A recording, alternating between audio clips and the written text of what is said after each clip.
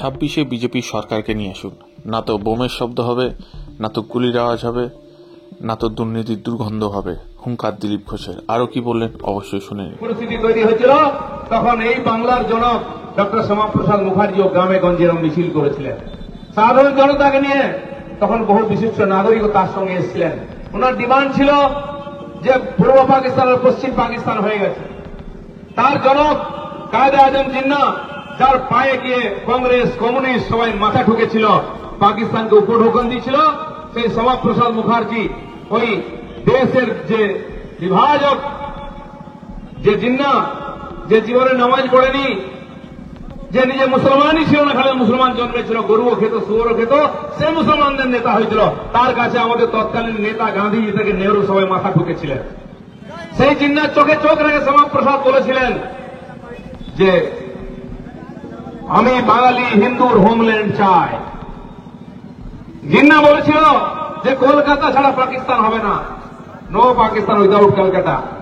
আর গান্ধী শ্যামাপ্রসাদ মুখার্জি বলেছিলেন যদি হিম্মত থাকে তুমি কলকাতা ছিনিয়ে নাও, পারেনি। তাই আজ যে পশ্চিমবঙ্গ, যেটা ইসলামিক বাংলাদেশ বানাবার চক্রান্ত চলছে, সেই পশ্চিমবঙ্গ হিন্দু হোমল্যান্ড হিসাবে ডক্টর শ্যামাপ্রসাদ মুখার্জি জিন্নাহর মুখ থেকে, চোবল থেকে ছিনিয়ে নিয়েছিলেন, ইসলামিক ফান্ডামেন্টালিস্টদের হাত থেকে ছিনিয়ে নিয়েছিলেন। তাই মমতা ব্যানার্জি এখানে মুখ্যমন্ত্রী হয়ে আর এখানে আবার মুসলমানদেরকে তেল দিচ্ছেন।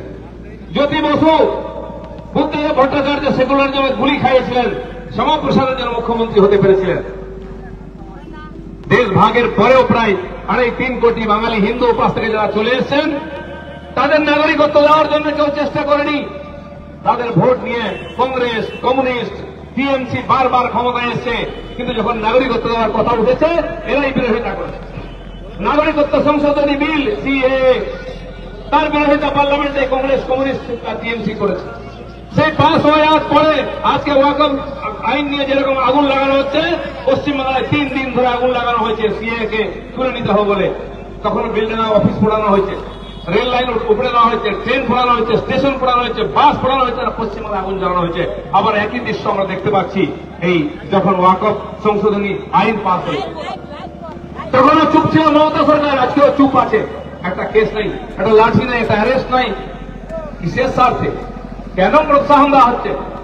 এর পিছনে একটাই চক্রান্ত, এই পশ্চিমবঙ্গকে পশ্চিম বাংলাদেশ বানাবার চক্রান্ত চলছে। ঠিক একই রকম জম্মু কাশ্মীর জাফরাবাদ নিরপরাধ শান্তিপ্রিয় 26 জন যে টুরিস্ট ছিলেন তাদেরকে পশুর মতো হত্যা করা হয়েছে।